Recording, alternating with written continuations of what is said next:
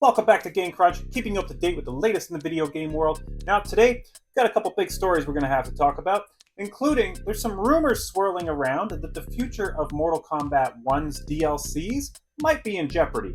More on that in a minute. And then, on top of that, we're starting to see the ban hammer come down on all those Call of Duty Black Ops 6 cheaters. More on that in a second. But of course, before we get into that, if you're new to the channel, welcome. And if you'd like to stay up to date with the latest in the video game world, consider giving Game Crunch a like and subscribe. It really helps the channel grow. If you're returning, thank you very much for returning. And if you find this info helpful today, give the video a like. But let's just get right into it. So let's talk about Mortal Kombat 1 first and the future of its DLC. Rumors are swirling that future DLC plans for Mortal Kombat 1 are being cancelled, and it's all because of poor reception due to the Chaos Reigns expansion. Chaos Reigns, which launched earlier this year for $49.99, included new story content and characters from Kombat Pack 2. But fans were far from impressed, with complaints about lack of content. On Steam, the expansion currently holds a mostly negative rating.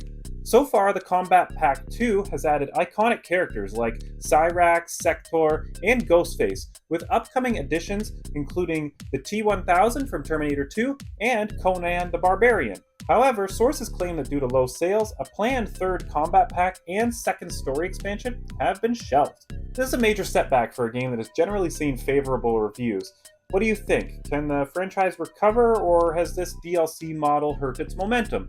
Let me know down in the comments. So this game in particular is actually on my Christmas wish list this year, and I'm hoping I get it, because I've really wanted to dive into it. I really like Mortal Kombat 10, really like Mortal Kombat 11. I used to play the original trilogy like crazy on the SNES, but I think actually what this whole thing is with this DLC and why it's performed so poorly, just when I'm kind of looking at it, is it seems like it's more of like a price to value problem from my understanding.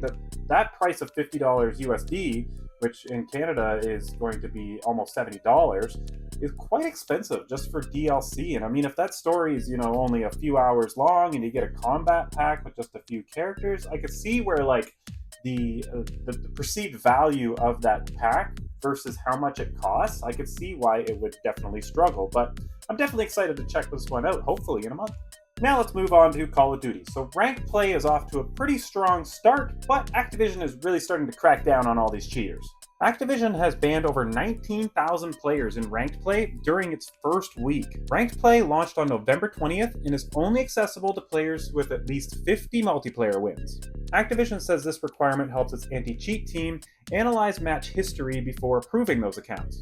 The publisher is also using tools like Replay Investigation System to monitor its top-ranked players, and hourly sweeps are removing cheaters from the leaderboards. Additional measures they're taking include better detection of VPN users jumping regions, systems to catch those AFK players from farming XP, and ping thresholds to limit disruptive behavior. And it's not just for Black Ops. These anti-cheat tools will also roll out to the ranked play for Warzone during Season 1. With Black Ops 6 already breaking records for player engagement, these bans prove Activision is serious about keeping the ranked play competitive. Do you think these measures are enough to ensure a fair experience, though? Share your thoughts down below. So I do find it a little bit hard to say if I encountered any cheaters when I was playing this game online. I did have a few particular moments where, watching the kill cam back, it did seem insane, just the movement that they performed while keeping a perfect aim and then, killing me without even missing a shot, it seemed. So I don't know. Did I run into a cheater, or just are you Call of Duty players just that good these days? Maybe I could have got that good too had I not quit the game for 12 years. But that's all I've got for you today, so let me know what you think down below. Were you a little disappointed with that latest Mortal Kombat DLC? Should I even bother picking it up when I do get the game?